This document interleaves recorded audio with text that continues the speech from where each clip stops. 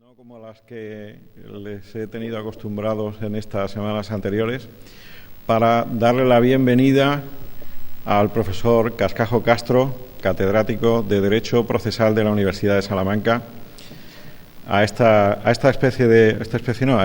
diálogos constitucionales que con tanto acierto ha organizado la Universidad de Cádiz y que celebramos en nuestra facultad. Cuando al principio nos hablaron de esta idea y nos propusieron este modelo, se nos presentaron algunas dudas de si quizás fuera la mejor opción de todas. Y lo cierto es que las dos conferencias, los dos diálogos que se han mantenido con anterioridad han demostrado que han sido absolutamente certeros y productivos en toda su extensión.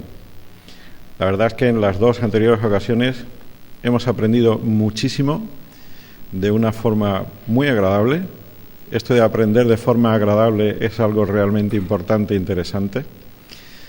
Y yo les animo a ustedes a que, igual que en ocasiones anteriores, aprovechen al máximo la oportunidad que tienen hoy para aprender bastante más sobre la Constitución y sobre la Constitución de Cádiz en particular. No les quepa a ustedes la menor duda de que va a ser así, teniendo en cuenta la categoría y el nivel de las tres personas que componen la mesa de los diálogos, del diálogo de hoy. No voy a decir nada más, puesto que mi única función en este momento es dar la bienvenida a nuestro invitado, felicitar a los organizadores por la elección de nuestro invitado y por la elección del tema, y agradecerles a todos ustedes también su presencia esta mañana. Muchas gracias.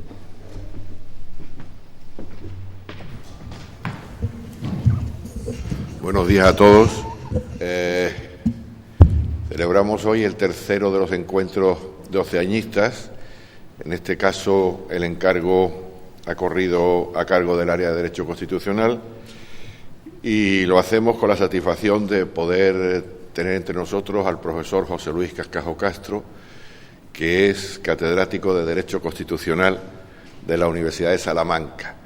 Y se produce, digamos, ahí una doble confluencia que yo quisiera destacar. Por un lado, la Universidad de Salamanca, como muchos de ustedes saben, es una universidad clásica, si no es la primera, es la segunda, ¿no?, de la historia universitaria española, y siempre ha tenido, digamos, una impronta que seguramente, hasta en su aspecto físico-material, algunos de ustedes han visto cuando han presenciado la película esa Tesis, donde aquella chica, que es una película un poco de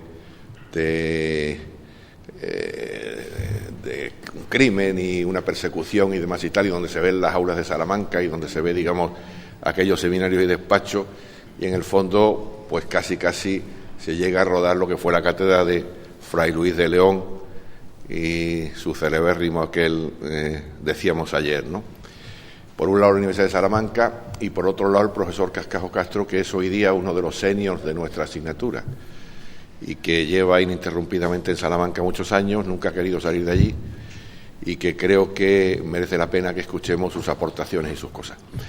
El formato de estos encuentros doceañistas pasa casi por una primera parte en la cual el propio interviniente se presenta a sí mismo con las preguntas que nosotros les podamos ir haciendo. Por lo tanto, yo no voy a hacer ahora una presentación de la persona ni de la obra, sino que voy a entrar ya, digamos, directamente en el coloquio con él, y que iremos llevando a la limón el profesor Revenga y yo.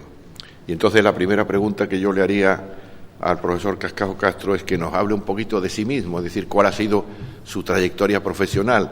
Me figuro que, como todos nosotros, pues hubo una época, hace ya bastantes años, en que empezó con mucha ilusión la carrera de Derecho, y a partir de ahí pues fue desarrollando, es decir, por qué estudió Derecho, cuál fue su vocación concreta dentro del Derecho. Para los que no sepáis el tema, el Derecho Constitucional como área de conocimiento es un área relativamente reciente. Antes nosotros nos llamábamos Derecho Político, que era una cosa un poquito más complicada y más enciclopédica. ¿Cómo llegaste? ¿Qué qué fue tu tesis, cómo llegaste a Salamanca, en fin, lo que tú quieras, José Luis. Muy bien, muchas gracias. Bien, mis primeras palabras tienen que ser, como no, de agradecimiento al señor decano por su presentación y por la acogida que me brinda y me permite estar con todos ustedes esta mañana en Jerez. La verdad es que el motivo, el pretexto, Cádiz es mucho Cádiz, bien merece la pena que entre todos hagamos una especie de pastoral constitucional, aunque solo sea buscando el pretexto de lo que fue el venerable texto de Cádiz allá por 1812. Agradezco también la invitación a mis queridos colegas y amigos, profesores García Ruiz y Revenga, por esta misma invitación y por el hecho de haber podido posibilitar un acto de esta naturaleza. Entrando ya en la contestación a la primera pregunta del profesor José Luis García Ruiz, quisiera dejar sentado lo siguiente. En el mundo académico, cuando uno está obligado a presentar sus méritos, un poco el currículum vitae en público, se contraviene la máxima kantiana que decía así, de nobis ipsi silemus, de nosotros mismos callamos o debemos callar. Y que sean otros los lectores, los que escuchan, los que aprenden, que sean otros los que emitan el juicio que les corresponde hacer. Pero, en fin, contraviniendo esta buena máxima kantiana, y para empezar estos coloquios gaditanos,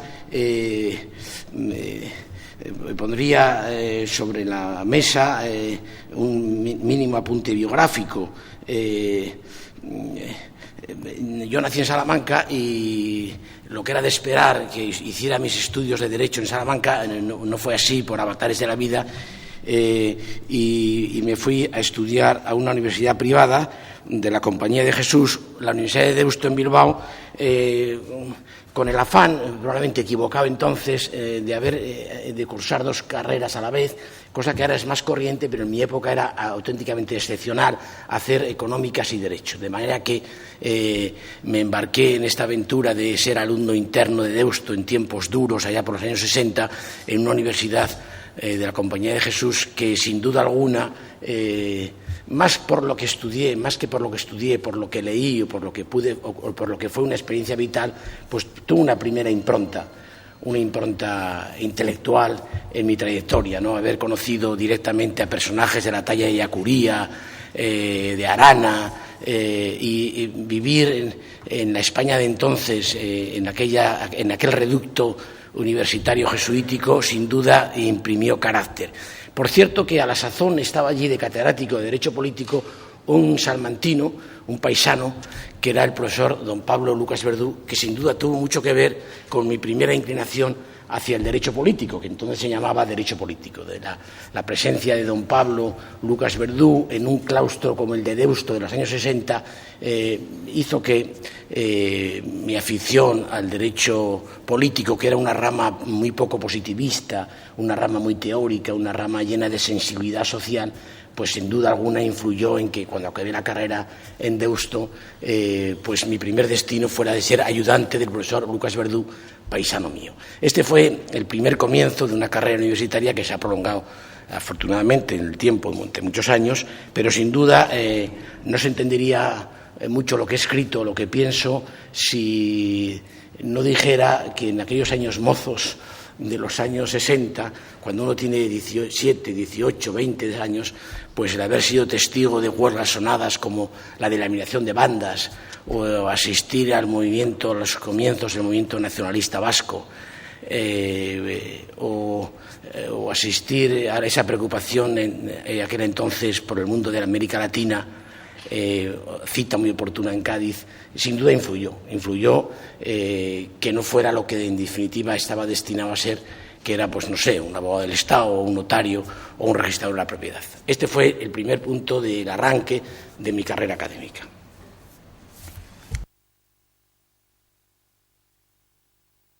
Luis, bueno, pues buenos días a todos, a todas. Gracias por venir a las tertulias doceañistas.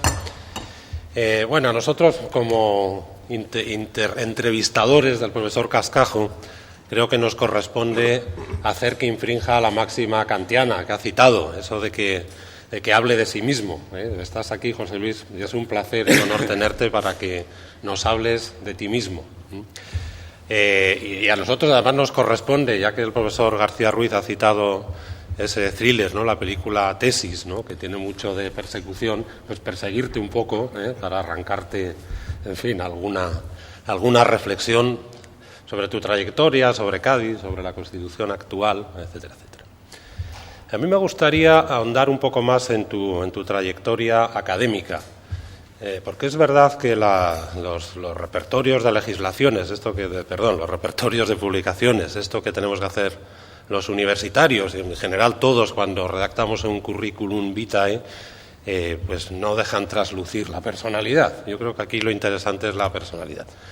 Tanto enlazando con la última parte, has hablado mucho de los años 60. En realidad me da la impresión de que te pones muchos años, porque tú entras a la universidad ya a finales de los 60, o sea que vives unos 60 tardíos, ¿no?, que me da la impresión, ¿no?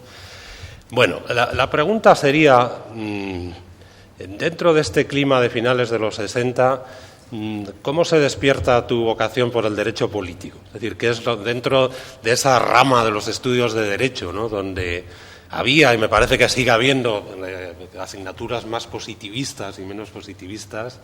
¿Por qué tu dedicación al derecho político y qué es lo que haces desde que te licencias en Deusto y emprendes la redacción, ¿no?, de tu tesis doctoral? ¿Cuál fue el tema? Pero sobre todo, ¿por qué el derecho político?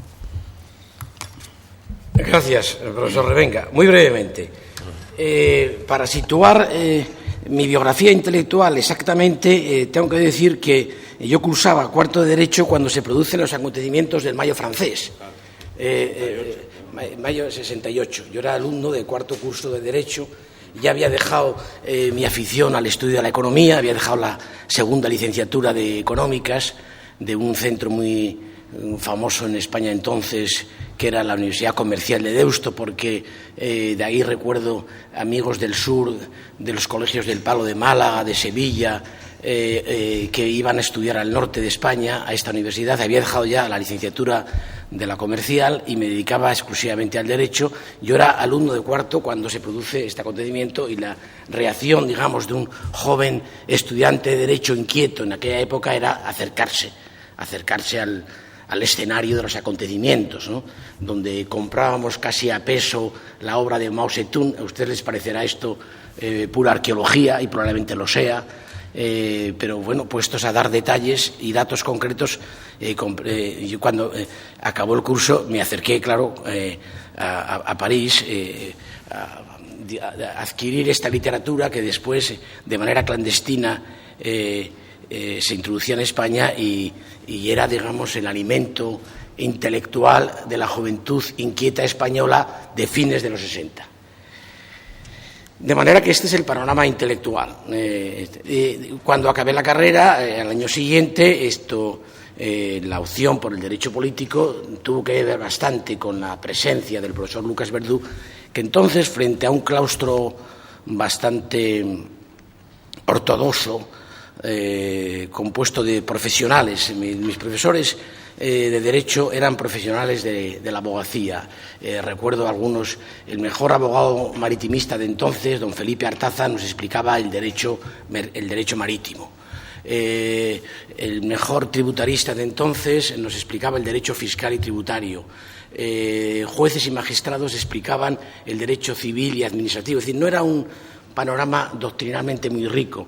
Recuerdo, por hacer referencia al derecho penal, la presencia del profesor Antonio Beristain, que me inquieto él en sus publicaciones, en su fermento de Deusto, quizás también el derecho penal de Beristain, el derecho político de Lucas Verdú, hizo que cuando acabé la carrera, en vez de preparar el programa habitual de oposiciones a abogado del Estado, lo que prácticamente estaba uno predestinado, dijera que no, y me dedicara, pedí una beca del Ministerio, que me la dieron, y me quedé de ayudante del profesor Lucas Verdú, porque me parecía que en el mundo rico de las ideas de entonces, hablo ya de la España, justamente de la España del 70, el mundo rico de ideas de este momento, pues pasaba más por el derecho político, que era una asignatura sin perfiles definidos.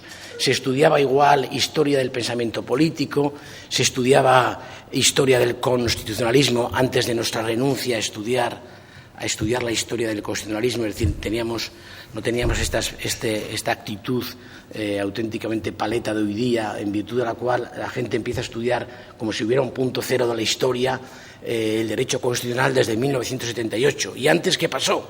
No, antes no me corresponde a mí. Esto me parece metodológicamente inasumible. Pues bien, se estudiaba historia del constitucionalismo, empezando por Cádiz, y como el panorama de estudios que ofrecía el derecho político era más rico que otras materias jurídicas mejor definidas, pues tenía la oportunidad de trabajar con Lucas Verdú, pues acabé la carrera y me quedé el de ayudante. Y además, trabajar con Lucas Verdú, para un joven de 23 años, 24, en el año 70, significaba también enlazar con la escuela del derecho político español de la izquierda española. Que suponía por persona interpuesta, tener de maestros a Tierno Galván y compañía. Y esto era un atractivo intelectual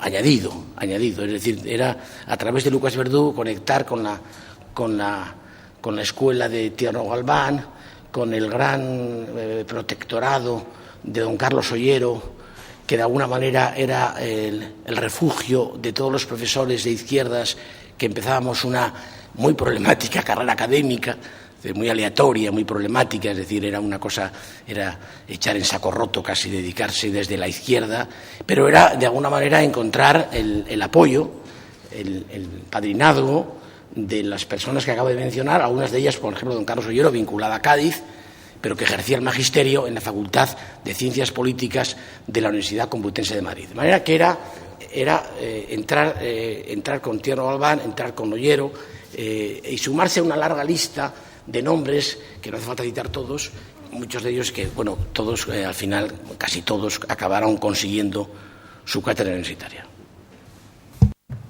Sí, es curioso ahora que citas a don Carlos Ollero, la enorme influencia que ha tenido en el derecho político español, a pesar de que tiene una muy escasa obra publicada. Es el ejemplo de los maestros socráticos que iban transmitiendo a su cohorte de discípulos, muy amplia, por cierto, pues su estilo de vida más que sus conocimientos, a través de sus conversaciones y sus tertulias y sus pequeños seminarios, etcétera, etcétera.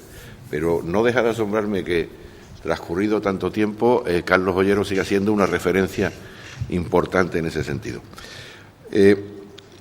Para avanzar un poco más, hay un momento en la vida en que tú tienes que hacer la tesis doctoral, ¿no? Tengo entendido que eres doctor por Bolonia. Yo quisiera ahondar un poquito en esa experiencia tuya mítica. Para los alumnos que no lo sepan, en España todavía sigue existiendo una especie de lugar común que consiste en llamar a la gente que ha hecho la tesis en Bolonia los bolonios.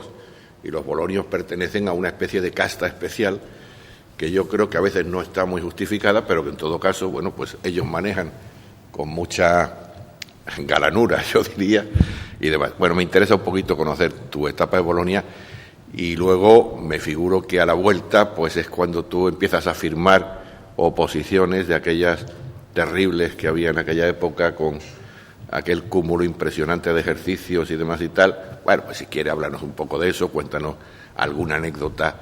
Si en aquellas oposiciones había un ejercicio que se llamaba la trinca, que consistía en que el deber del opositor era poner a parir a todos sus competidores, y a su vez era puesto en solfa por todos sus competidores. No sé si ahí tienes alguna anécdota o alguna cosa que quieras hablar. Muy bien. Vamos a ver, contestando concretamente a la cuestión de mi colega García Ruiz, tengo que subrayar, aquí se ha dicho, y es verdad, el carácter ágrafo del maestro Ollero, es decir, cómo una persona tan influyente en un escalafón es capaz, con una obra realmente de no gran dimensión escrita. Practicábamos lo que se llamaba la cultura oral, aprendíamos mucho en los pasillos, aprendíamos mucho de la convivencia con maestros, escuchábamos, generalmente era la tarea nuestra, y yo recuerdo, pues, lleno de anécdotas por toda la geografía española escuchando a estos maestros. Es verdad, con un carácter bastante ágrafo, que además en su caso, o en el caso mío, se hereda bastante. Es decir, somos personas bastante reacias a coger la pluma. Dicho esto del maestro Ollero y además recordatorio, agradecido de lo que fue el magisterio de esta escuela sedicente de izquierdas del derecho político, contesto exactamente a la cuestión. Yo había elegido para tema de tesis, hablo ya del año 71, becario del Ministerio de Educación y Ciencia, un tema que, dicho aquí y ahora, parece realmente mal seleccionado por su tamaño y dimensión, que era algo así como la función, recuerdo, la función jurisdiccional en el Estado social de derecho. Cualquiera que tenga conocimiento de la materia mía sabe que es un tema auténticamente desproporcionado. Y así lo iba siendo un año y otro, hasta que, ante la incapacidad de desarrollar un tema de esa magnitud, el maestro Lucas Verdú me ofreció ser becario en Bolonia, en el Colegio de España. Solicité la beca, me la dieron y trasladé el mismo título de la tesis al ámbito académico boloñés, donde tuve una experiencia capital para lo que sería después mi formación intelectual, que fue sin duda la presencia del maestro La Pérgola, o el profesor de Derecho Constitucional de Bolonia, que me iba a dirigir la tesis. Dejé Bilbao, por lo tanto, me trasladé a Bolonia, y en los cursos académicos 72-73, 73-74, fui capaz, eso tengo que decir que nunca he estudiado más, nunca he estudiado más horas. Aproveché la experiencia de Bolonia al máximo. Es decir, yo tuve la fortuna de tener un buen maestro, tuve el apoyo necesario, tuve los medios y sobre todo tuve algo que, dicho a los jóvenes, me parece importante. Tenía unas ganas de triunfar, si me permite la expresión, tenía unas ganas de alguna manera de hacerme al mundo académico italiano y europeo. Me maravilló tanto aquello que aprendí y aquello que escuché. Tuve la ocasión de escuchar a maestros del derecho civil como Galgano, tuve de profesores en filosofía del derecho como Guido Fasó, conocí a la mejor doctrina italiana de derecho constitucional, fui a saludar a Mortati a Roma, conocí personalmente al maestro Crisafulli. Es decir, yo fui uno de los afortunados de Bolonia que tuvo la ocasión de escuchar de primera mano, de asistir a las lecciones de los grandes maestros italianos del derecho constitucional. Aproveché, tengo que decir, la ocasión, estudié mucho, en fin, aprendí todo lo que pude de estos maestros, y ahí se abrió un mundo que en España no existía.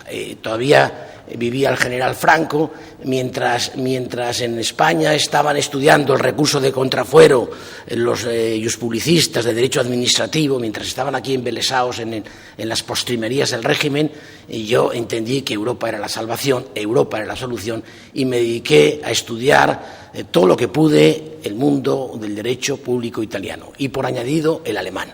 Y eso fue decisivo en mi formación. El haber estudiado, el haber escuchado a los maestros, el haber tenido ayudas. Tuve muchas ayudas de becas, me dediqué a viajar por toda Europa, aproveché las vacaciones, estuve 2 años prácticamente sin volver al país, incluso pensé quedarme ya de profesor ayudante en Italia definitivamente, hasta que sensatamente lo pensé mejor y me volví. Pero hubo un momento en que pensé dedicarme en serio a esto de ser ayudante de un profesor europeo. Nada que ver con la España, estoy hablando de la España de las postrimerías del franquismo, de la España del 73 y 74. Yo, mientras aquí perdían el tiempo en contrafuero y liquidaban un régimen, yo estaba estudiando en el corazón de Europa la justicia constitucional. Y esto, señores, sinceramente, me abrió un camino, me dio la cátedra. Cuando vine a España me encontré con tal seguridad en mí mismo y con tal distancia de mis queridos compañeros que a mí, lo que acaba de decir José Luis García Ruiz de la trinca, yo lo que quería era trinca, ¿no? Lo que quería era debate, ¿no? Porque yo sabía que lo que sabían mis compañeros, que se habían quedado aquí estudiando, pues a lo mejor derecho histórico, estudiando otras materias, pero yo estaba estudiando concretamente en los años 73-74 un instituto del derecho público alemán llamado Die Verfassungsbeschwerde, el recurso constitucional, lo estaba estudiando yo en el 73. De manera que me costó poco. Cuando acabó la beca me volví con la tesis hecha, dejé esas fantasmagorías de estudiar el Poder Judicial en toda su complejidad, me estudié en la figura del recurso, aquí no había Constitución todavía, y esa ventaja de estudioso joven y fuerte de la justicia constitucional en Europa, cuando en Alemania ya el Tribunal de Karlsruhe estaba funcionando desde el 56, la Corte italiana tenía su primera sentencia en el año 57, las revistas jurídicas que circulaban en el ambiente doctrinal italiano eran riquísimas, había de derechas, de centro, de izquierda, había un debate de las grandes categorías en derecho público, en derecho privado. Con ese bagaje leí la tesis en Bolonia, que obtuvo la máxima calificación, me vinculé de por vida ya al maestro La Pérgola, que fue siempre mi maestro muy querido y que me ayudó, evidentemente, y me alentó, y me volví a España con la tesis hecha. Y aquí ya empieza el Via Crucis o el capítulo biográfico que decía mi amigo García Ruiz de las oposiciones. Y cuando llegué a España, pues me apunté enseguida a la lista de opositores, donde hay nombres, muchos de ellos ya fallecidos. Me acuerdo de Cifra en Barcelona, Zafra en Pamplona, Íñigo Cabero en Madrid, bueno, históricos ya fallecidos por razones biográficas de la edad. Yo me apunté rápidamente al hacer las oposiciones porque yo creía que estaba capacitado para optar a una cátedra de Derecho político entonces. Ni que decir tiene que me dieron un primer golpe en la cabeza que frenó mis ansias juveniles, y no me la dieron la primera cátedra, no me la dieron la segunda cátedra, pero la tercera me la dieron. Quiere decir que esto era parte de los juegos. Se sabía que un joven opositor a cátedras con 28 años pues no está todavía maduro, y me dijeron calma ragazzo, atento, y espere usted, vuelva la siguiente vez. Y bueno, esto era una especie de juego donde uno pues se armaba de valor y se medía con los colegas, algunos he citado ya fallecidos, que son históricos, ¿no? Históricos, y que terminaron, por cierto, sin cátedra, estos que he citado, sin cátedra, y yo sabía que consistía en hacer una vez y otra vez y otra vez, y esa fue la vuelta a España. Es el momento de confesar que sí tuve tentación de volver otra vez a Europa y quedarme ya definitivamente, diciendo, bueno, este país, cosas que les pasarán a ustedes a lo mejor, o le están pasando a muchos jóvenes españoles, ¿no? Yo lo tengo la experiencia en mi propia familia, tengo 2 hijas físicas que no encuentran trabajo en España y andan pensando en vivir en Alemania, o sea que yo sé de lo que hablo, ¿no? Lo que pasa es que, ¿quién iba a decirme a mí que eso le iba a pasar a la generación de mis hijas, no a la mía? En la nuestra, si uno perseveraba en el empeño, era probable que obtuviera una cátedra universitaria. De manera que, bueno, empecé a hacer oposiciones, y ahí en esa etapa concreta de opositor, pues sí estaba uno preocupado de leer a los posibles competidores, de manera que uno estaba preocupado de leer a lo que escribían los demás para situarse cuál era el nivel de obtención de una cátedra. Tuve, como se puede imaginar, la fortuna de salir relativamente joven de catedrático, no solo por méritos propios, sino porque estaba obviamente bien apoyado, ¿no? Y tuve, es el momento de decirlo, unas oposiciones que, para lo que corren los tiempos ahora, tribunales que, aunque no fueran, digamos, muy próximos a mi condición o a mi obra, fueron ecuánimes. En 2 oposiciones que hice a cátedras, en las que saqué, presidía el tribunal don Luis Sánchez Gesta, que no era precisamente de mi bando, y tengo que dar testimonio de lo que es una presidencia de un tribunal de cátedras objetivo, ecuánime, ponderado. Esto hay que decirlo, corrían los tiempos del franquismo, pero los tribunales de cátedras, con todos sus... yo hablo de mi experiencia, tengo que decir que presidentes de tribunales lo hacían con ecuanimidad, esta tarea difícil de una cierta selección endogámica de quién iban a ser los catedráticos de Derecho Político. Todavía no existía el Derecho Constitucional. Ese es el momento histórico, esa fortuna. Había una tarea por hacer, ¿no? Se entronca muy bien lo que nos has contado. De España el problema, Europa la solución, las tesis sobre funcionalismo europeo de Tierno Galván, ¿no? En fin, de la Escuela de Salamanca. No sé si no estaremos ahora otra vez podría invertir, ¿no? O recuperar el axioma, ¿no? Ante la mala situación económica por la que atraviesa España. Si no, volverá a ser Europa, desafortunadamente, la solución para muchos jóvenes, ¿no? Que se tienen que ir de España para poder desarrollar una carrera profesional. Bueno, un par de pinceladas al hilo de lo que has comentado. Efectivamente, el profesor Cascajo publica en el año 75 un trabajo verdaderamente pionero, que es la jurisdicción constitucional de la libertad. En el año 73 te ocupas ya del Estado de Derecho. Claro, ahora suena como algo caminos trillados del derecho constitucional, pero subrayo la fecha, año 73, la lucha, ¿no?, por el Estado de Derecho, el concepto de Estado de Derecho. En el año 75 la jurisdicción constitucional de la libertad, cuando España era un erial, cuando estaba todo por construir, cuando seguíamos padeciendo la dictadura del general Franco. Me gustaría dar un empujón a tu, en fin, has resumido muy bien tu trayectoria, pero quisiera que nos hablaras un poco desde tu experiencia de algunos años de catedrático, no vamos a decir cuántos, pero algunos años ya de ejercicio de la cátedra, con plena dedicación y con dedicación exclusiva. El profesor José Luis Cascajo se ha dedicado siempre de manera ininterrumpida a la universidad y ha estado vinculado, pues, a las dos instituciones universitarias europeas probablemente con más raigambre histórico, Salamanca y Bolonia. Bueno, me gustaría que nos dijeras, que reflexionaras un poco sobre cómo ha cambiado la universidad desde aquellos años en los que te incorporas a Salamanca, haces tus oposiciones de cátedra, tienes éxito, a la tercera, ¿no?, a la segunda, a la tercera, sales catedrático muy joven. ¿Qué ambiente te encuentras en ese momento y cómo crees que la universidad ha cambiado, no sé si para bien o para mal, en estas décadas, ¿no?, de tu trayectoria como catedrático? Bueno, haciendo una especie de feedback, de vuelta atrás, tengo que decir, porque tengo aquí a mi derecha al profesor García Ruiz y no quisiera ser injusto con su tesis doctoral y con su monografía. Los que se quedaban en España y no tocaban temas de derecho comparado, como era mi caso, yo en realidad estudiaba un tema de derecho centroeuropeo, de ordenamiento alemán, suizo. En Italia no había amparo. En Italia lo que había era una especie de una figura jurídica procesal y el reclamo incidentale, pero aquello no era, es decir, era derecho comparado, ¿no? Los que se quedaban en España, había un terreno seguro y fijo, científicamente importante. Uno de ellos era justamente los aspectos históricos. Cádiz. Cádiz es mucho Cádiz. Cádiz. Estamos ahora haciendo esta especie de homenaje, pero es que Cádiz es mucho lo que representa en la historia, ¿no? Había de personas importantes, ¿no?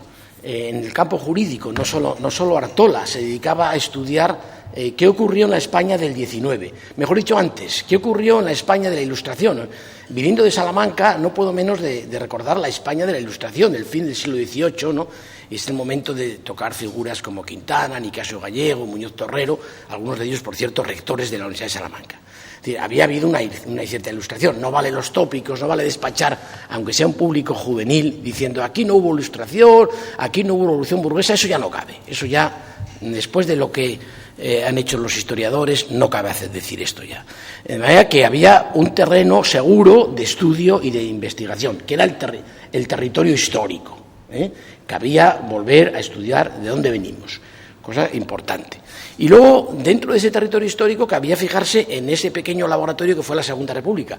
Este es el momento de citarlo y es el momento de citar la tesis y el libro del recurso de amparo en la Segunda República, porque es verdad que fueron 5 años, pero como laboratorio jurídico no tenía precio, de manera que uno podía quedarse aquí y estudiar la experiencia empírica de lo que fue el Tribunal de Garantías. Ya sé que fue un fracaso brutal, terminó en la Guerra Civil, pero estudiar esa figura y estudiar ese periodo de tiempo en el derecho público no puede menos de dejar de hacerse. Por lo tanto, cubro a la laguna de lo que es la Segunda República. No me quedaría contento, satisfecho, si no toco aquí estos 5 años, donde el nivel de la jurisprudencística española es casi europeo. Ahora, dejando la historia y yendo al presente y intentando contestar a la cuestión del amigo Revenga, bueno, entre la universidad en la que entré y en la que ahora profeso, ¿qué diferencias noto, qué cambios? Bueno, la verdad, no es fácil contestar, pero aproximativamente hablando diría que los cambios son bastante brutales. Es decir, no tiene poco que ver. No me quiero poner nostálgico, no es el momento de ponerse nostálgico, simplemente de contestar con la cabeza fría a la cuestión. Los cambios han sido brutales. Para empezar, ha cambiado, piensen solamente en los números, ¿no? Un sistema universitario que tiene 1.600.000 alumnos. Pero esto haría ya que pensar, ¿no? ¿Cómo les voy a decir por qué se ha multiplicado el escalafón de profesores de Derecho Constitucional? Es decir, es difícil mantener un alto nivel cuando en el escalafón de catedráticos de Derecho Constitucional no sé si somos 80, 90 o 100 o superamos los 100. Pero digo constitucional, pero podría decir civil, o podría decir mercantil, o podría decir derecho administrativo, o podría decir derecho penal. Con este cambio cuantitativo, la universidad es absolutamente distinta, por el número de alumnos, por la composición de los profesores, por el propio contexto social y económico del país. Es decir, que los cambios han sido brutales. Para empezar, he dicho el número de alumnos, he dicho el número de profesores, me falta decir el número de universidades, de manera que veníamos de un sistema bastante elitista, donde la cátedra universitaria era todo un proceso de socialización, de aprendizaje, a otros sistemas de selección, en donde, como es el actual, donde no es necesario manifestar en público una cierta facundia, una cierta facilidad de palabra para poder ser catedrático. De manera que yo, si aquí en vez de tener esos papeles medio en blanco, tuviera unos papeles de física cuántica y esto fuera un tribunal de física cuántica, yo me comprometo a ganar una cátedra de física cuántica simplemente mediante la lectura de unos escritos o de PowerPoint y señalando, es decir, no puede ser este sistema bueno, ¿no? Donde uno puede ser ágrafo de verdad, pero incluso diagramas, de manera que el sistema de selección también ha dejado mucho que desear. Ha cambiado el sistema de selección. Si han cambiado los alumnos, los profesores, el sistema de selección y el contexto social del país, bueno, los cambios, no digo la dirección del cambio, digo los cambios, objetivamente hablando, son manifiestos.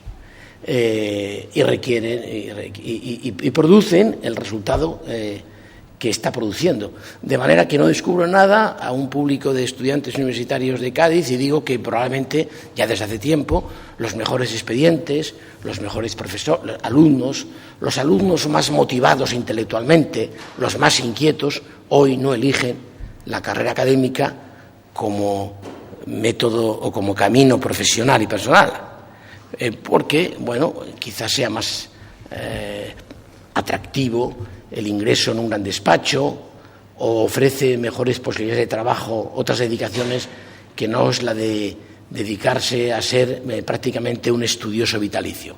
Porque un profesor, quiera o no, de cualquier categoría, es un estudioso vitalicio, que es una persona comprometida con el estudio diariamente, ¿no? Y sé lo que digo porque vengo de una universidad que lleva 800 años haciendo esto. La característica de un viejo estudio como el de Salamanca es que siempre hay alguien estudiando, por la mañana, por la noche, con calor, con frío, en un año, en otro. Es la tradición de una comunidad donde nunca ha faltado estudiosos, estudiando a veces el quadrivium, el trivium, ciencias, letras, geografía. Es una comunidad de estudio, ya viene de las partidas, siempre ha habido esta comunidad. Y este hilo, esta comunidad, ¿qué es esto? Que unos intentamos enseñar y otros aprenden, esta es una comunidad de vida, de estilo y de trabajo que no se ha roto jamás durante 800 años, que son muchos años. Quiero decir, mantener abierta 800 años una institución de estas características es ya en sí un logro, un éxito. Esto no sería posible si no hubiera la presencia no solo de profesores, sino de alumnos, que de alguna manera se sienten, por motivos varios, incentivados en la tarea del estudio. Siempre estudiando, por la mañana, por la tarde, por la noche, en un periodo, en otro. Siempre ha habido esta comunidad de estudiantes. Y esto ha cambiado, nada que ver, profesor Revenga, en los cambios, ¿cómo describiría los cambios? ¿Qué tiene que ver un campus universitario hoy día con el de hace 20 o 30 años? Internet, los medios de aprendizaje han cambiado, los modos de relación incluso, la propia expresión de la doctrina, de para quién escribe uno ¿Quién lee lo que uno escribe? ¿Cómo se comunica con los colegas? ¿Cómo se organiza un sistema de filtro que examine, corrija lo que otros escriben? ¿Cómo se pondera ese trabajo? ¿Cómo funciona la ANECA? Es decir, la agencia que evalúa la actividad de los profesores. ¿Cómo esto que hacemos ahora, es decir, tantas publicaciones que no sea a peso, que no sea por el número, se evalúan, ¿no? ¿Quién tiene la última palabra en esta materia? ¿Cómo nos relacionamos con otras doctrinas europeas? ¿Cómo son las publicaciones españolas? Todo eso tiene a cambio. Gracias, José Luis. Yo tengo aquí muchas preguntas, pero me temo que tenemos que pasar enseguida al siguiente bloque. Me dejo en el tintero pues, que nos hablase un poco del Instituto Iberoamericano que tenéis en la Universidad de Salamanca y sus relaciones con los países de América Latina.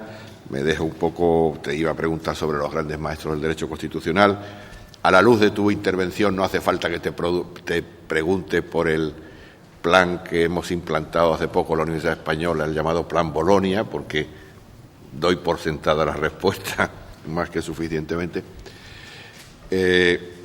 También te iba a preguntar por alguna afición, pero insisto, no podemos ya con el timing que nos hemos establecido y vamos a pasar al segundo bloque, que es el referido, digamos, a la justificación de estos encuentros, a la Constitución de 1812.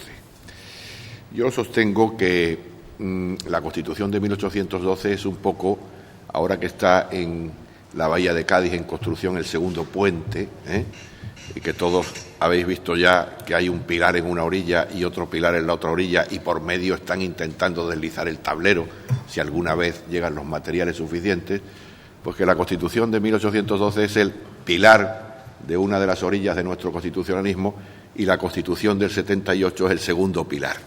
Y por medio está toda la desgraciada historia constitucional española del siglo XIX y de parte del siglo XX. Por lo tanto, digamos, esos dos pilares, 1812-1978, constituyen un poco la segunda parte de este bloque de diálogo. Y en este sentido, el profesor Cascajo tiene un rasgo y es que su trayectoria investigadora es pues bastante variada, es decir, ha tocado muchos palos distintos y por lo tanto casi ninguna cuestión le resulta ajena. Quizás en este tema, digamos, de la historia constitucional lo ha tocado con menos relevancia que otros, pero en todo caso no le resulta en absoluto ajeno, sino todo lo contrario. Y ahí es donde yo quisiera un poco preguntarle por la Constitución del 12 y decirle qué es lo que tú destacarías de la Constitución del 12 a nivel primero científico y luego, si quieres, a nivel sentimental, porque la Constitución del 12 también tiene muchas gotas de sentimentalismo, ¿no? Sí.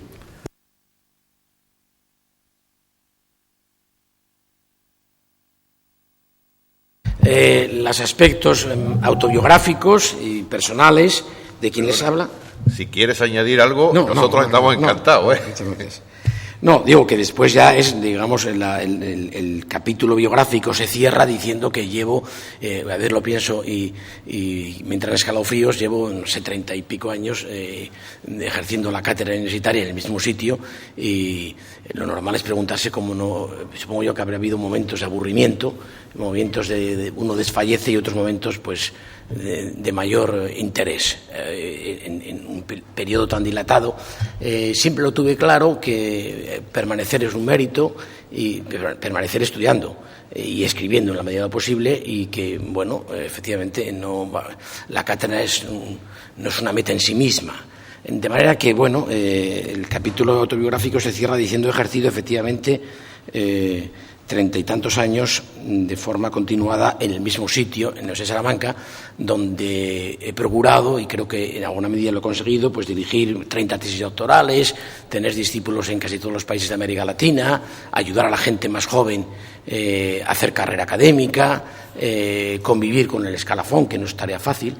He procurado, digamos, cumplir las funciones habituales de un profesor universitario: dirigir tesis, dar cursos lectivos, dar cursos de posgrado, viajar lo justo, De manera que a estas alturas puedo mirar atrás y decir, bueno, esta tarea está cumplida. Ahora, dejando ya lo biográfico y contestando a la pregunta del profesor García Ruiz, desde el punto de vista científico y sentimental, ¿qué opino del texto de 1812?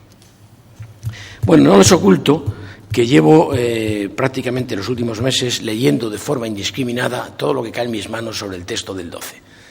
De manera que me he tomado en serio lo de Viva la Pepa y he repasado mis conocimientos escasos de estos orígenes del constitucionalismo y he vuelto a veces a leer lecturas ya clásicas como las del profesor Agesta y he leído indiscriminadamente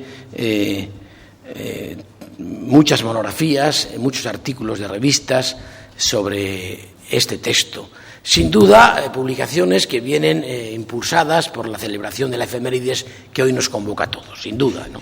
Yo no voy a empezar, porque a mí me parece un fraude intelectual, diciendo no soy amigo de los homenajes, pero voy a decir lo que opino del 12. Bueno, ni soy amigo ni enemigo. Esto es un acto legítimo en sí, que trata de recalcar, de glosar, que falta nos hace un punto básico de nuestra memoria colectiva, que es Cádiz. Por lo tanto, sin entrar en juicios de valor, me lanzo a la lectura, al estudio del momento gaditano. Y encuentro resumen de tanta lectura sobre el texto de Cádiz, no sería claro, no sería un punto de vista nítido, claro, exacto, riguroso. No, riguroso sí.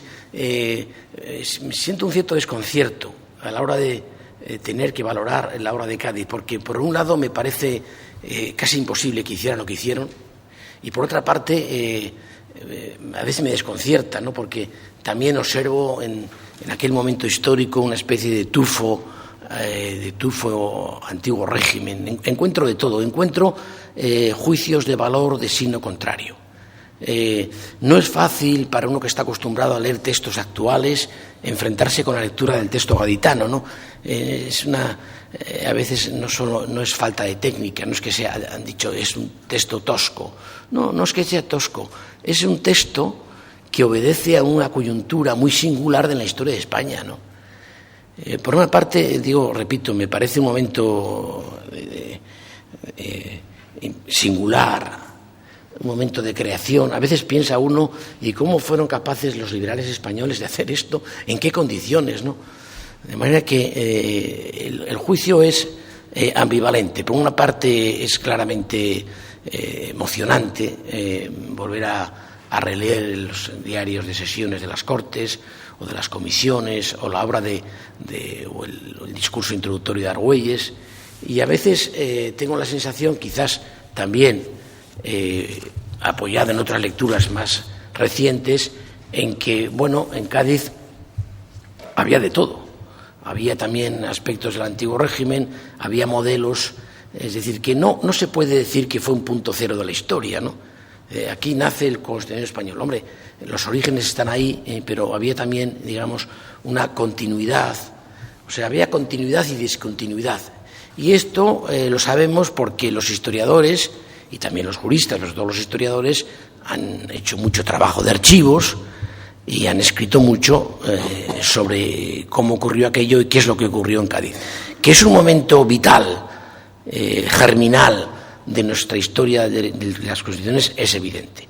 Que a veces me ha parecido pensar que se puede, abusando de la extrapolación, comparar el texto de Cádiz con el actual. ¿Y por qué no?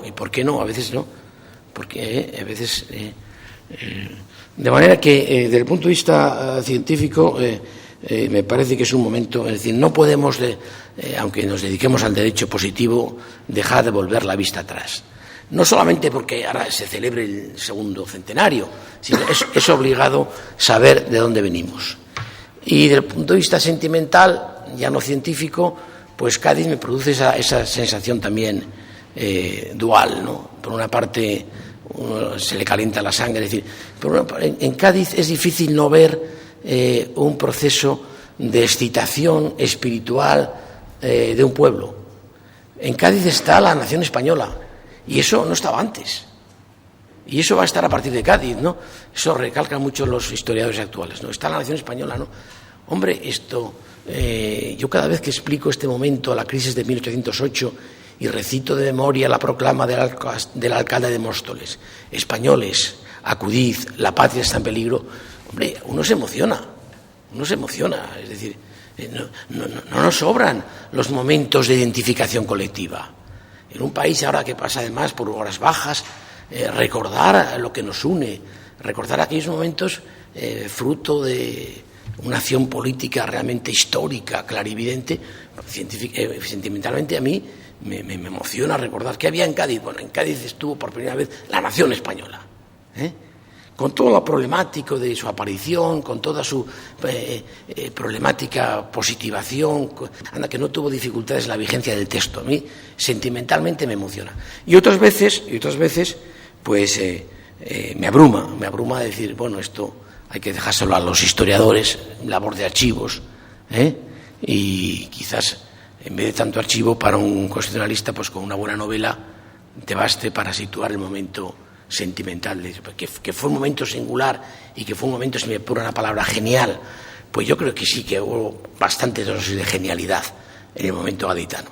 Y luego ya viene lo que no quiero decir, o lo que no digo para no aburrirles, es todo el debate de la historiografía contemporánea con motivo de Cádiz.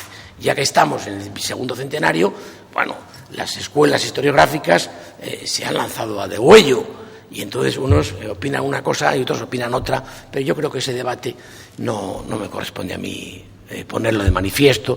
Ya sé que ha pasado por aquí el profesor Clavero, no me corresponde tampoco enjuiciar la obra de Clavero, que conozco bastante bien, ni de la Marta Lorente, ni de la Carlos Garriga, ni la de Portillo. Y qué decir, como no, que la escuela de Artola ha trabajado seriamente en los orígenes de la España contemporánea, que ahí están los textos, y citando ya para terminar la obra de Sánchez de Gesta y de Suárez Carpeña, Joaquín Varela, que no es el momento de que yo diga cuál es mi opinión de Joaquín Varela. Bueno, pues es una obra copiosa, importante. A mi modo de ver, no sintoniza mucho con mi sensibilidad. Yo no sería capaz, no me parece que deba uno ocuparse de trasladar los esquemas actuales al tiempo pasado, ¿no? Yo creo que más bien, termino con esto, Cádiz debe ser lo que cada generación dice que es Cádiz. Los textos están ahí, los textos interpelan al lector, al estudiante, al estudioso, al intérprete. Y cada momento, cada generación dice de Cádiz lo que su lectura le produce. Esta es la maravilla de la hermenéutica, ¿no? Los textos clásicos permanecen y los lectores nuevos seguirán viniendo lectores y seguirán diciendo cosas nuevas o no tan nuevas sobre Cádiz. José Luis, has dicho dos cosas muy interesantes, ¿no? Has dicho dos cosas muy interesantes sobre Cádiz que yo quiero resaltar. La primera, esta última que acabas de señalar. Efectivamente, cada texto, cuando es clásico, pues dice a cada generación que lo lee una cosa. Y eso tiene que ver con lo que has señalado al principio, y es que uno puede encontrar en la Constitución de Cádiz aquello que busca, Si tú buscas en Cádiz el control de constitucionalidad, lo encuentras; si buscas derechos fundamentales, lo encuentras; si buscas división de poderes, la hay; si buscas la nación, efectivamente es así. Pero me gustaría ahondar un poco en el texto de Cádiz, porque Cádiz es un texto y es el constitucionalismo escrito disfrazado por esa referencia al constitucionalismo antiguo. Bueno, te voy a hacer una doble pregunta. Entonces, primera, ¿tú crees que tiene sentido lo del constitucionalismo antiguo? Es decir, ¿crees que la referencia a las leyes fundamentales de la monarquía española, las Cortes de León, por ejemplo, 1188, vale la pena para explicar lo que hoy es el constitucionalismo? Primera pregunta, muy clara. Y segunda, también muy clara, estilo casi periodista de programa de televisión. ¿Qué es lo que más te gusta y qué es lo que menos te gusta del texto? ¿Qué resaltarías? Esto me gusta, este artículo, vale la pena proclamarlo, vale la pena leerlo. ¿Y qué es lo que más te disgusta? Bien, brevemente, contesto también de forma periodística a las intervenciones de...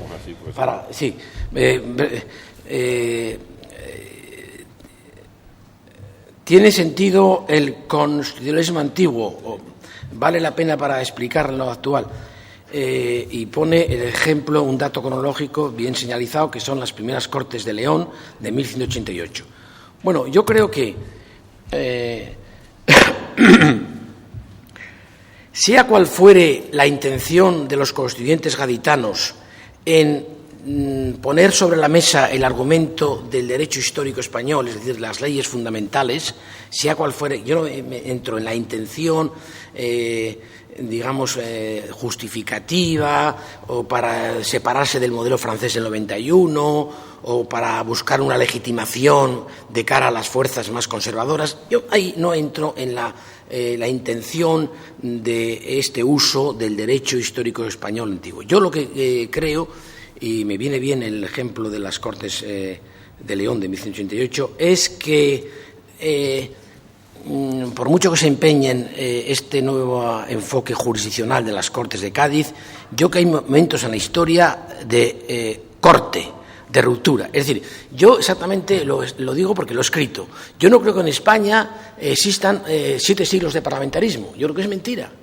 Yo creo que esto, quizá los británicos a lo mejor pueden presumir desde Juan Sin Tierra, 1215, de que tienen un sistema, el sistema Westminster lleva 8 siglos. En España eso es falso. Es decir, ¿cómo se va a estudiar las Cortes de León de pura Edad Media con las categorías del derecho parlamentario actual? Yo creo que en esto me inclino por señalar que no hay que hacer este uso del derecho antiguo, que hay cortes, hay discontinuidades, y esta fue una discontinuidad. España no puede presumir de 7 siglos de parlamentarismo, de evolución, porque no es, esto ya digo, es discutible incluso en Gran Bretaña, pero digo, en España no hubo. Es decir, son tan distintos los supuestos históricos de esta fecha o de las leyes fundamentales que a mí no me vale, es decir, soy tajante, no tiene sentido, hay que siempre desconfiar del uso que se dé al derecho antiguo. Yo creo que ha habido cortes, es decir, esto es mi opinión y también en el derecho antiguo. Es decir, bueno, pues nada, 3 siglos de absolutismo, pero este adanismo no estoy de acuerdo con él. Yo creo que hay cortes y, por lo tanto, yo no me molestaría en escribir mucho el argumento del derecho antiguo. Y luego, segunda pregunta, ¿qué es lo que más me gusta y lo que me gusta menos del texto? Bueno, vamos a ver, empezando por lo segundo. En el texto, a estas alturas ya los estudiantes lo saben, hay materias que no son claramente constitucionales, es decir, que se les fue la mano, por razones obvias, en meter gran parte del derecho electoral, eso no cabe la menor duda. Que el título quinto dedicado al Poder Judicial también se les va la mano y aparecen normas que serían materialmente procesales, quedan prohibidos los grilletes o queda prohibida la tortura o queda prohibida, es evidente. Es decir, que hay, digamos, no digo que sea grasa que sobre del corpus del texto gaditano, digo que hay materias que evidentemente casi yo me las salto a la hora de estudiar el texto. Esto no se puede estudiar con detalle o tener en cuenta. Ahora, esto es lo que menos, o lo que de alguna manera sería superfluo. Lo que más, por razones de dedicación y de oficio, me ha gustado siempre buscar, me ha quedado siempre la incógnita de buscar los derechos y las libertades en Cádiz. Claro, es decir, soy un auténtico apasionado de la lectura del artículo 4. De eso de que hay 2 cosas de Cádiz que son maravillosas, casi ingenuas y angelicales, ¿no? Eso de que los centros de educación expliquen en las escuelas de primer grado, estudien la Constitución, no dirán que no es un detalle realmente maravilloso, ¿no? Es decir, en las escuelas de grado, explicar el texto a los niños. Es decir, esto me recuerda a la pastoral americana, ¿no? Y cuando se comienza la jornada de estudios, se iza la bandera, se pone la mano en el pecho y se empieza a citar: nosotros, el pueblo de los Estados Unidos. Es una versión gaditana, es bonito, ¿no? Es decir, en las escuelas se enseñe, por favor, el texto de Cádiz. O, por ejemplo, el artículo 4, cuando dice que por leyes sabias y justas se protegerá la seguridad, la propiedad, y se intentará la felicidad de los ciudadanos. Esto es el texto que me gusta. He buscado más derechos y más libertades en Cádiz porque creo que los hay. No hay una parte dogmática, sistemática, clara, concisa, detallada, pero hay esparcido por el texto derechos y libertades. Lo que me queda duda es cuál fue la situación real de esos derechos y libertades a la fecha de entonces, ¿no? Es lo que pero ya escapa de mi competencia. Pero a mí el artículo 4 y los derechos y libertades, junto a esta pedagogía, esta pastoral constitucional, esto es lo que me produce 2 siglos antes, me produce todavía una impresión muy positiva. José Luis, a fuer de ser políticamente incorrecto, tú has dado por supuesto que los alumnos conocen la Constitución de Cádiz. Yo creo que no, que están un poco ayunos en la materia. En ese sentido, llevas razón cuando hablas de que resulta absurdo que algunos estudios pretendan, digamos que enaltecer de tal forma algunas instituciones jurídicas medievales españolas o de la época moderna, cuando en realidad Cádiz es un corte histórico. Lo que pasa es que quizás, a efecto de los alumnos, lo que tienen que comprender es que hay una especie de dialéctica determinada que viene del discurso preliminar de Argüelles presentando la Constitución de Cádiz, donde Argüelles, cuando hace la presentación de la Constitución de Cádiz, lo que intenta es quitarle hierro al asunto, decir que la Constitución en realidad no aporta grandes novedades porque lo que está es redescubriendo las instituciones tradicionales de la antigua monarquía española. Claro, ¿eso por qué se produce? Pues se produce evidentemente porque hay yo lo tengo escrito en algún lado, hay una situación contradictoria. En Cádiz están frente a un ejército francés que está enfrente en el Trocadero y Cádiz está adoptando las ideas que vienen con ese ejército, pero no tiene más remedio que adaptarlas. Y para adaptarlas, pues hace un poco la confesión de que lo que está es basándose en las antiguas leyes de la monarquía española. Pero con todo y con eso yo creo que Cádiz tiene unas aportaciones fundamentales. Primero, el tema de la soberanía, que es indudable y que está antes que en la propia Constitución, en el decreto de constitución de las propias Cortes Generales, cuando se declara nula y sin valor la cesión a la corona hecha a Napoleón por Carlos IV y Fernando VII, porque no tiene el consentimiento de la nación. Este es el punto clave. Luego, en el tema por ahondar un poquito en el tema de los derechos y libertades, es curioso que en la Constitución de Cádiz no hay una declaración de derechos, como había hecho en 1789 la Revolución Francesa, no hay una parte dogmática, pero sin embargo hay un elenco importante de derechos que se van extrayendo de su articulado. Y por citar la anécdota, buena parte de estos derechos están en las limitaciones al poder del rey. Es decir, lo que hoy diríamos, se protege la libertad haciendo que el poder esté encauzado por unas sendas determinadas. Pero bueno, en relación a todo esto, por terminar esta partecilla antes de entrar a la Constitución del 78, tú ves mucha conexión como ahora se está poniendo muy de moda, y yo tengo mis dudas, de que la influencia de la Constitución de 1812 haya sido tan determinante en algunas constituciones hispanoamericanas. ¿Tú ves ahí mucho viaje de ida y vuelta o lo que fuera, o te parece una exageración publicística? Bueno, exactamente no sabría decirlo. Claro, por las fechas es evidente que, bueno, hay un capítulo clásico, digamos, indiscutible, que el texto de Cádiz se proyecta hacia el exterior, en toda Europa, se traduce al alemán, al francés, aparece vigente en el Reino de Nápoles, y no digamos ya en las colonias, tiene un impacto directo, inmediato. Esto es innegable y, en fin, el trabajo de archivo de historiadores así lo pone de relieve. O sea, ahora, bueno, estando de acuerdo con todo lo que ha dicho al principio mi colega García Ruiz sobre el texto de Cádiz, ¿no? Exactamente la influencia con las cartas de las repúblicas de América Latina, habría que estar al resultado de trabajos de campo. Yo creo que en términos generales tuvo un impacto importante, fomentó la descolonización, fomentó la emancipación de estas repúblicas, es evidente, y supuso, claro, el final, el crack del Imperio Español, ¿no?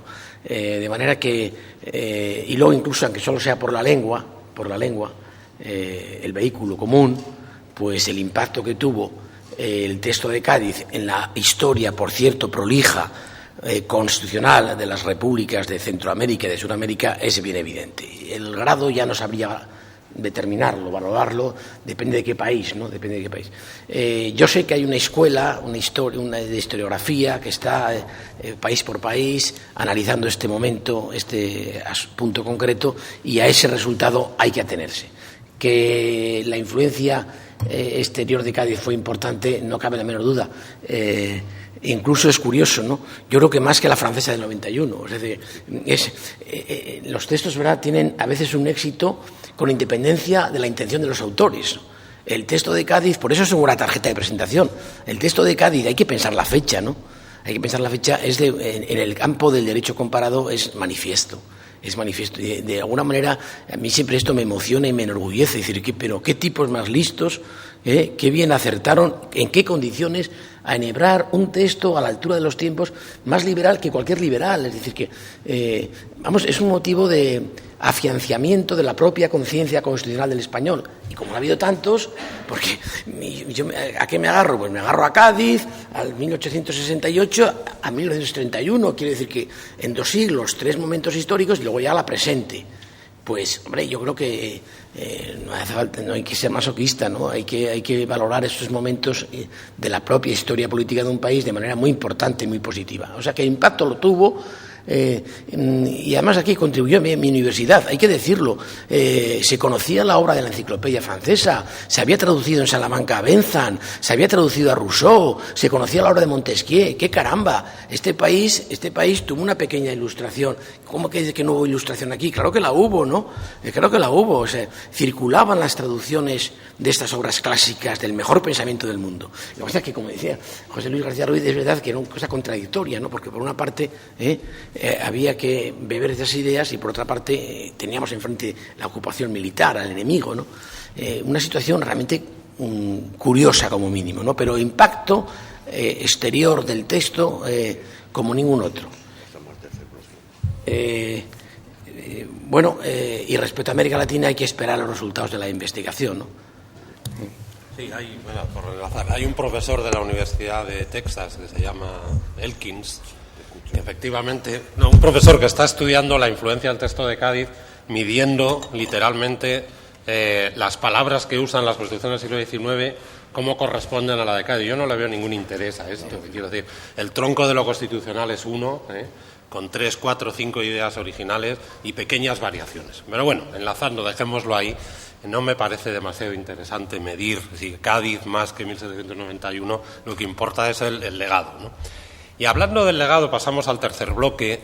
Entre las muchas lecturas que ha habido de Cádiz a raíz de 2012, pues una que se ha difundido bastante, sobre todo por parte de algunos políticos, pues es reivindicar el momento gaditano como un momento de concordia, es decir, reivindicar el proceso constituyente como un momento que puede servirnos en la actualidad, 2012, para recuperar los consensos que en el año 77-78 o 76-78 sirvieron para urdir la Constitución actual. ¿Cómo ves tú este tema? Es decir, vamos a hablar un poco de la Constitución del 78.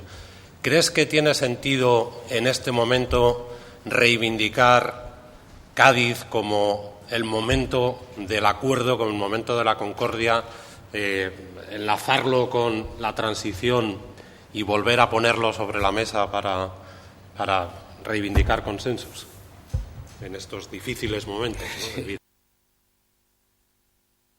Bueno, vamos a ver.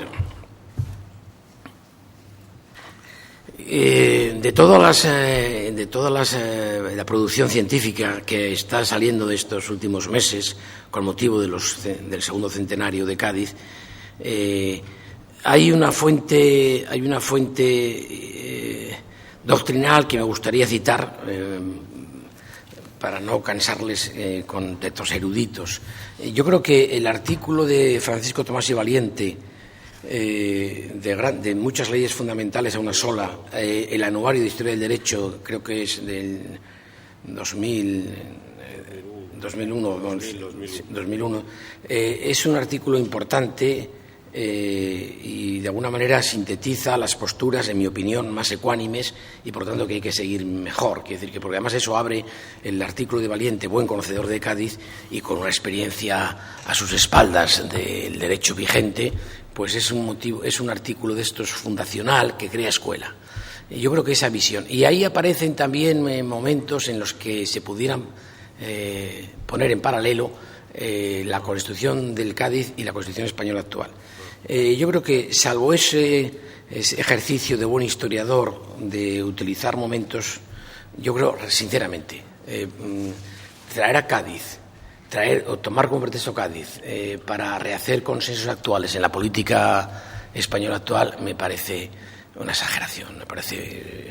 No me parece un arma intelectual suficiente para recomponer consensos de alguna manera. Y voy a poner un ejemplo, ¿no? El modelo territorial español. Nada mejor dicho, ahora aquí en Andalucía, recién celebradas las elecciones, cualquier observador extraño al texto, cualquier jurista persa vendría a decir que el modelo territorial ha funcionado en España sincopadamente a base de consensos. Roto el consenso entre las fuerzas políticas mayoritarias, pensar que el solo recordatorio de Cádiz puede llevar a la cordura a las fuerzas políticas, al camino del consenso, del acuerdo, me parece una afirmación voluntarista que no se sostiene con la realidad. O sea, no. Una cosa es que encontremos paralelismos de alguna manera. Aquí se ha hablado de dos orillas.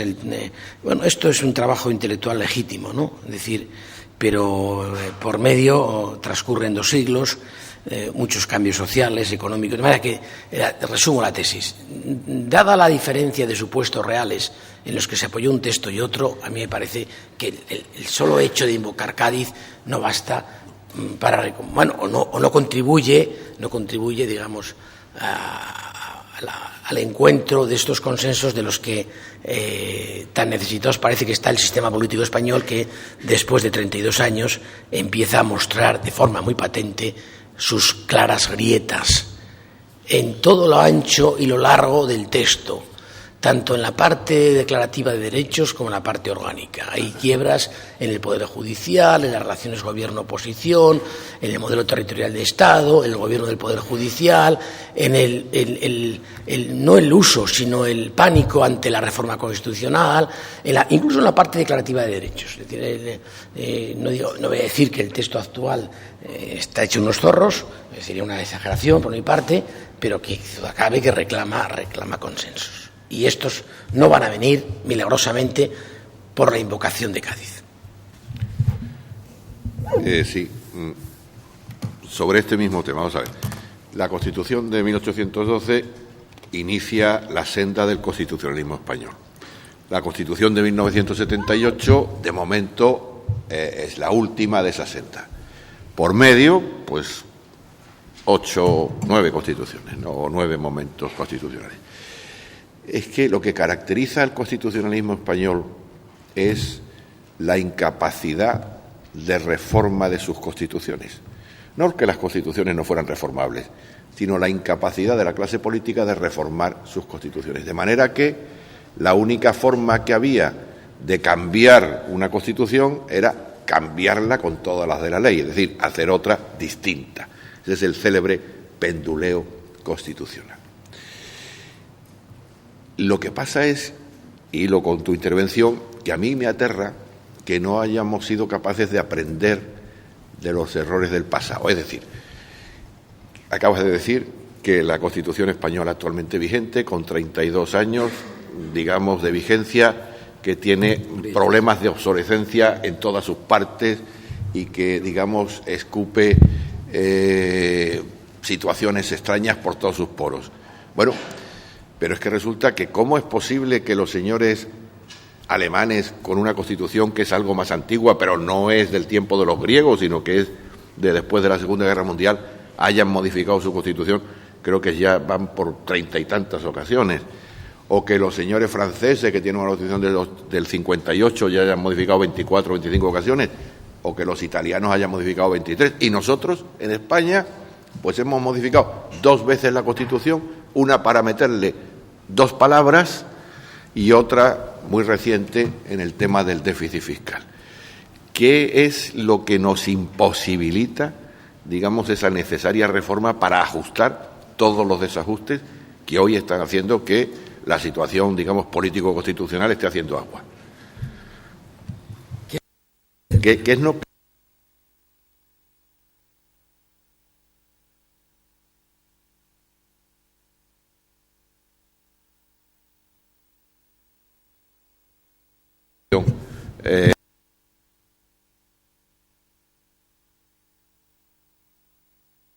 Esta pregunta muy oportuna del profesor García Ruiz en su contexto, Jerez, a fecha de hoy.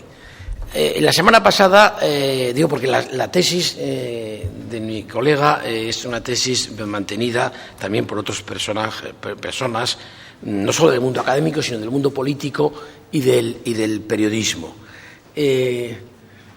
Sostenida, por ejemplo, por el profesor Jorge de Esteban, en las rotativas del periódico El Mundo, y más concretamente sostenida por un director de periódico de tanta notoriedad como Pedro J. Ramírez, en una conferencia pronunciada hace pocas semanas en la ciudad de Cádiz, y reproducida en el periódico El Mundo con un expresivo artículo como diciendo Cádiz no es París. Bueno, hasta ya sabíamos.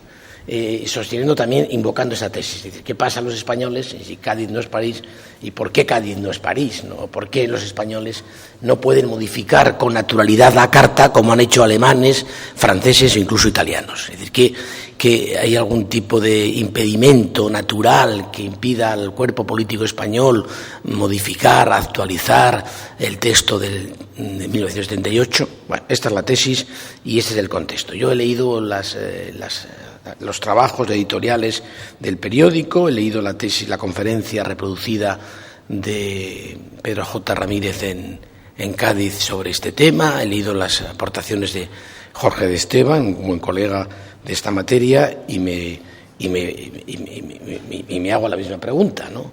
Es decir, ¿qué tipo de incapacidad hay para reformar un texto que a ojos vista comienza a presentar con más o menos urgencia una modificación de su articulado? Para empezar, ya lo intentó el gobierno socialista con el orden sucesorio a la corona, con la invocación de la cláusula Europa ausente en nuestro texto después de tanto tiempo. Parece que el país no hubiera ingresado en Europa, y con otras modificaciones que no llegaron a parte alguna. Y este es el tema y esta es la cuestión, de alguna manera, que afecta no solamente a la clase política, sino también a la clase académica, que sigue con más o menos seguidismo y con más o menos oportunidad los debates políticos. ¿Qué ocurre en España? ¿Qué dificultad añadida hay para no poder modificar el texto del 78, que después de 32 años presenta este grado de envejecimiento? Bueno, yo no creo que sea un tema técnico, de imposibilidad técnica de reformar la Constitución, aunque solo sea por el ejemplo empírico de la última reforma del artículo 135. En una convocatoria de un viernes de final de agosto, en plena canícula, las fuerzas políticas se ponen de acuerdo en reformar un artículo, ¿por qué no en vez de 135 pueden reformar otro, ¿no? ¿Qué motivos hay, qué causas hay? En una especie de convocatoria casi pirata, ¿no? Donde se convocan al pleno de la Cámara para convalidar un decreto ley, y resulta que digo que lo viví de cerca porque tenía en aquel momento cerca de mí a la amistad con un exministro del gobierno Zapatero. Les convocan para la convalidación de un decreto ley, y resulta que en la convocatoria de esta sesión de las Cortes Parlamentarias se filtra, se cuela, nunca mejor dicho, se cuela de rondo una reforma nada más y nada menos que del artículo 135 de la Constitución. Si se pudo hacer entonces, el razonamiento es, ¿y por qué no se puede hacer, digamos, tocando otros temas que son también de manifiesta urgencia y necesidad, como el orden sucesorio a la corona, o como la cláusula Europa, o como, o como la reforma de algún punto del título octavo? De manera que dificultades técnicas, que yo sepa, no hay. Si se hizo, se pudo hacer también para otros preceptos. Luego hay que pensar, si no son dificultades técnico-jurídicas, son dificultades entonces de voluntad política. Es decir, la incapacidad manifiesta de la clase política de ponerse de acuerdo sobre un texto y sobre un proceso de reforma que es verdad que se sabe cómo empieza y no cómo termina.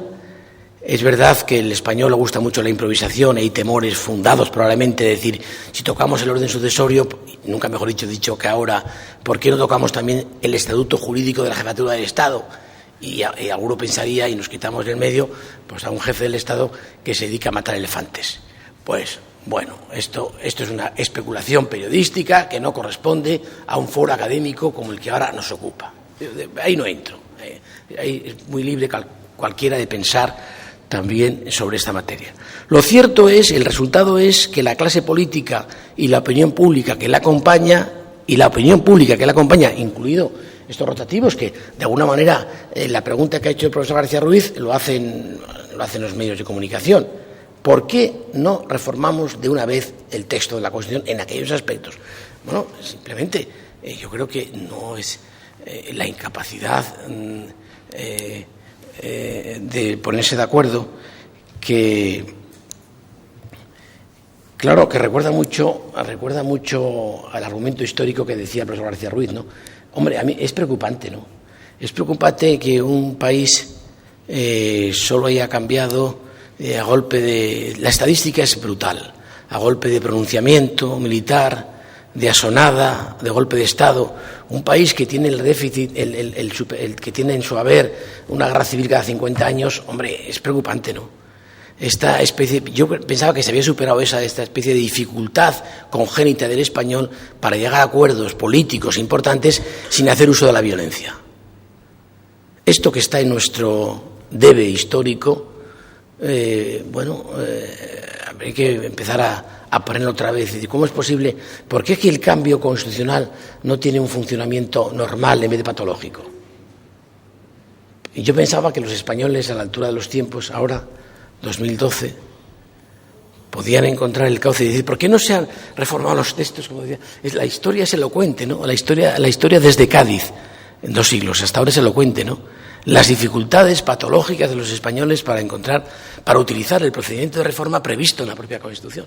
Y la historia es tan llamativa, el saldo es tan negativo que, podría uno pensar, parece que es una dificultad congénita, pero si este argumento no se da por bueno, dificultad congénita de los españoles para reformar la Constitución, si la han reformado en agosto en un artículo. Entonces, yo creo que hay que atribuirla a un cierto despiste, es una palabra, es un eufemismo, a un cierto ensimismamiento, a una cierta borrachera social de la opinión pública que no es capaz de producir estímulos en la clase política, que es la que debe capitanear, es la que debe ponerse de acuerdo en algo más que una especie de acuerdo que llama algunas veces en falso, pro futuro, ¿no? Que ya viene de la obra clásica de Carl Schmitt. Estamos de acuerdo en que no estamos de acuerdo, pero ya nos pondremos de acuerdo en el futuro, ¿no? Y ese futuro cuando llega, porque apremia, ese futuro cuando llega. Aquí hay un punto negro del sistema político que no sé cómo se va a resolver, no sé qué va a terminar, pero hay una falta ahí de liderazgo, hay una falta de política constitucional clara. Es decir, no basta probablemente con un informe del Consejo de Estado. No basta. Pero, que a mí me gustaría apostillar, José Luis, para que los alumnos tengan claro, los que no lo tengan, en la Constitución española hay unas partes que son muy difíciles de reformar, como algunos sabéis, aunque todos los que han aprobado debían saberlo ya bien. Es el título preliminar, ¿verdad? La sección primera del capítulo segundo, el título primero, el título segundo, que es la corona, y para usted consta. Entonces, ¿qué es lo que ocurre con el tema de la sucesión a la corona, que está en el título segundo y por lo tanto es de muy difícil reforma? Y a mi juicio, eso se está utilizando como coartada para no abordar las otras reformas que se pueden hacer muy fácilmente, como acaba de recordar el profesor Cascajo. Se ha hecho con nocturnidad en periodo vacacional porque simplemente se han puesto de acuerdo los 3/5 de las cámaras y resulta que es que con ese sistema o con ese procedimiento se puede reformar todo el título que se refiere al gobierno, todo el título que se refiere a las Cortes, todo el título que se refiere al Poder Judicial, todo el título que se refiere al Tribunal Constitucional, todo el título que se refiere a Economía y Finanzas, todo el título que se refiere finalmente al Estado autonómico. Bueno, y si todo eso se puede reformar, como acabamos de ver que se ha reformado en agosto el artículo 135, ¿a qué cuento viene contarme todo eso de las dificultades insalvables de adaptar la Constitución? Que esto hago la intervención para recordarlo y apostillarlo porque me parece que es de puro sentido común. Con lo que acabas de decir, pues posiblemente desembocamos en la parte más complicada, ¿no? Y que ponemos a José Luis Cascajo en la posición de más estrés, ¿no? A que muestre su posición. Hay un sector de nuestra disciplina que aboga, muy minoritario, pero que no podemos desconocer, entre otras cosas porque ha influido poderosamente en eso que se llama el nuevo constitucionalismo iberoamericano, latinoamericano. Bueno, pues ese sector aboga por una ruptura constituyente. Ya sacaba un libro panfleto que se llama Por una asamblea constituyente. Yo creo que es un libro que se sube un poco al carro del movimiento indignado, de los indignados, que algunos llaman respectivamente los perroflautas. Yo creo que no hay que utilizar ese tipo de calificativos, sino que es un movimiento que hay que mirar de frente. Y al hilo de esa tesis de la ruptura constituyente, me gustaría preguntarte, José Luis, tu opinión. No tu opinión, me gustaría ponerte que afrontaras el reto que te voy a proponer. Nosotros estamos hablando aquí ante una audiencia que mayoritariamente ni votó la Constitución, no había nacido cuando los que, en fin, nos sentimos protagonistas del consenso constitucional votamos en referéndum la Constitución. Y, por tanto, pues razonablemente pueden sentirse desafectos, pueden sentir desafección al texto constitucional. ¿Cómo promoverías tú la regeneración del texto constitucional, ¿no? sin subirte al carro de la ruptura constituyente? Pero ¿cómo alentarías las virtudes de un texto constitucional que nos ha regido 32 años y en qué puntos concretarías ese afán regenerador, ¿no? Que podría recuperar cierta ilusión constitucional para mucha gente? ¿En qué puntos concretamente crees que se debería incidir? Breve, porque estamos en el límite. Sí, breve, y por eso digo que te pongo... O sea, menos mal que es breve, porque si no me pondría en un aprieto. O sea, que valero que sea breve el tiempo que dispongo, ¿no? Porque la pregunta, menos mal que la deja para el final, ¿no? Es de AUPA, ¿no? Sí, regeneración del texto vigente sin ruptura del mismo. Esta es la cuestión.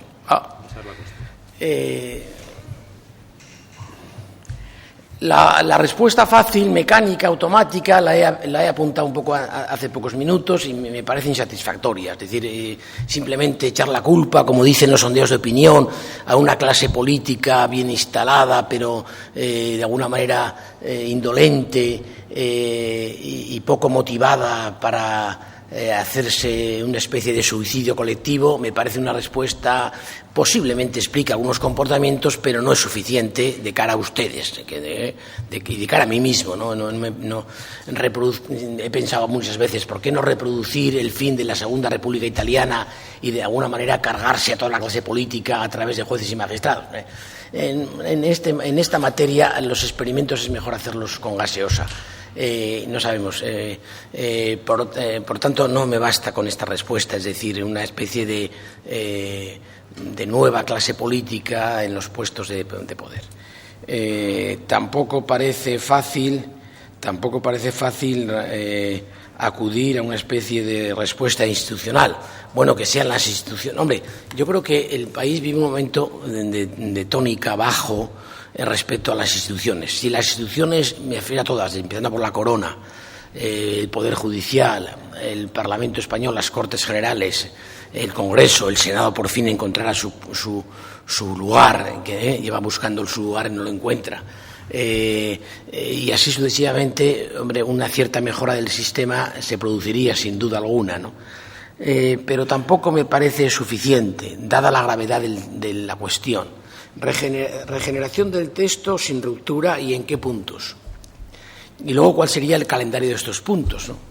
Ese no te he preguntado. Bueno, bien. Calendario no. Calendario no. No, los puntos. Yo creo que no vale la apelación cómoda a la clase política, o no es suficiente.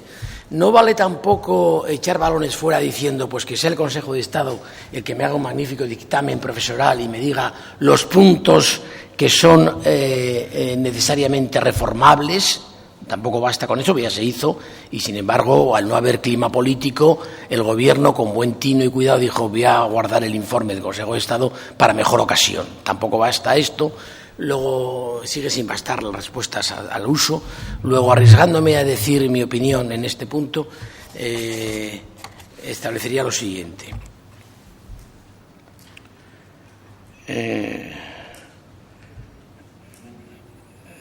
Claro, la crisis económica con estas magnitudes macroeconómicas sirve de cortina de humo y de alguna manera vuelve académica e inútil cualquier solución que yo pudiera dar al caso.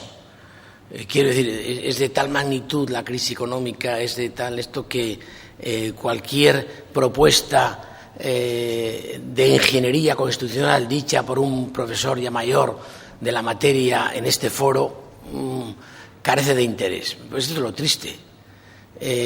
Carece de interés. Yo creo que sería el momento, indignados y menos indignados, de ponernos de acuerdo en repensar la situación actual. Ese es el momento. Un país con más nervio intelectual no solamente haría actos académicos de homenaje a textos históricos. Yo creo que sería el momento de llamar a la sociedad civil a causa, a los colegios profesionales, a las academias, a los ateneos, a la gente, a todo el nervio intelectual del país y decir: vamos a pensar entre todos si podemos llegar a una solución que esté a la altura de las circunstancias presentes. Porque yo pregunto, más que responder, pregunto: oiga, me sirve el pretexto gaditano, más difícil lo tenían en Cádiz, o por lo menos tan difícil lo tenían, ¿no? Y sin embargo, quiero decir que estoy apelando a un movimiento de excitación espiritual de los colectivos, del pueblo. Decía Mortati, el viejo Mortati, hablando de la constituyente: un momento constituyente es un momento de excitación espiritual. Hombre, no es conveniente estar excitado espiritualmente continuamente, no es bueno para la salud pública.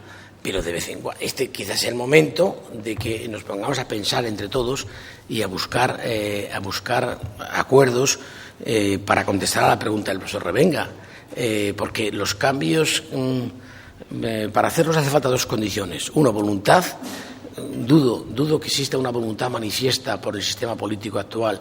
Dudo de esto, dudo con conocimiento de causa. Y segundo, una vez que haya voluntad, poder hacerlo. Es decir, contar con los votos necesarios para que las propuestas de reforma vayan a buen puerto. No creo que se den ninguna de las dos circunstancias. Yo creo que el sistema basta seguir la prensa diaria y el pulso de los partidos políticos. Están en muy mal momento.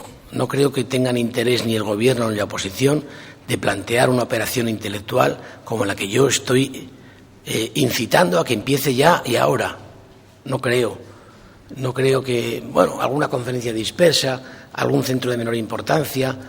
Quiero decir, les voy a poner un ejemplo muy concreto. Hace 2 semanas, el director del Centro de Estudios Políticos y Constitucionales, a quien le correspondería la competencia de contestar a esta pregunta, un historiador de las ideas políticas, competente, letrado de las Cortes, Benigno Pendas, ha dicho: ya es hora de que saquemos las secuelas jurídicas correspondientes a Cádiz. Bueno, pues saquémoslas. Las consecuencias jurídicas y políticas, bueno, pues saquémoslas. ¿A qué esperamos? ¿A qué esperamos? ¿A que haya desórdenes callejeros masivos? ¿A que la situación del país se deteriore? ¿A que el texto siga sufriendo? ¿A que el Tribunal Constitucional siga sin estar renovado? ¿A que las instituciones, existan de alguna manera en una vida lánguida que no es capaz de provocar consensos políticos? ¿A qué están esperando? Los que por obligación del cargo Nosotros bastante hacemos con poner en público estas ideas, pero hay alguien que las tiene que conducir. Y estos son, digamos, el sistema político que lo veo, digamos, si me permiten la expresión, compinchado en el mantenimiento más torpe del statu quo.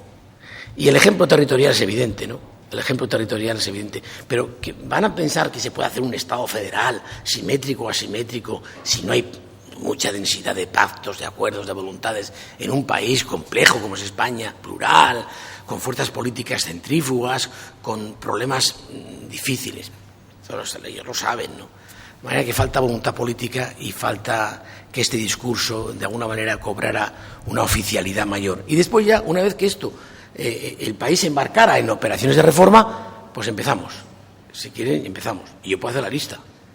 Empezar la lista, de cualquier... empezando por el primer título hasta el último.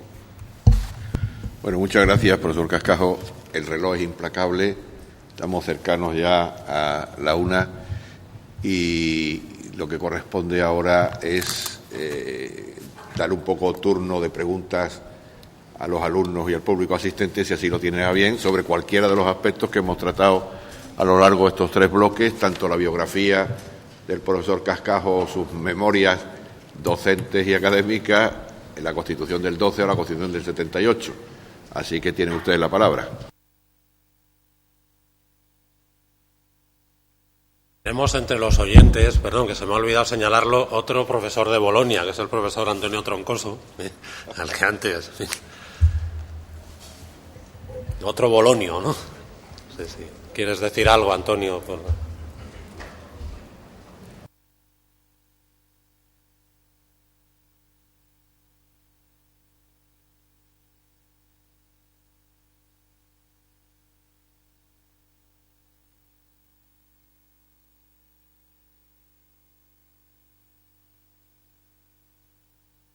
Darles gracias a los organizadores y a ustedes por su asistencia y por el interés manifestado en esta temática. Bueno, pues muchas gracias a todos. Terminamos.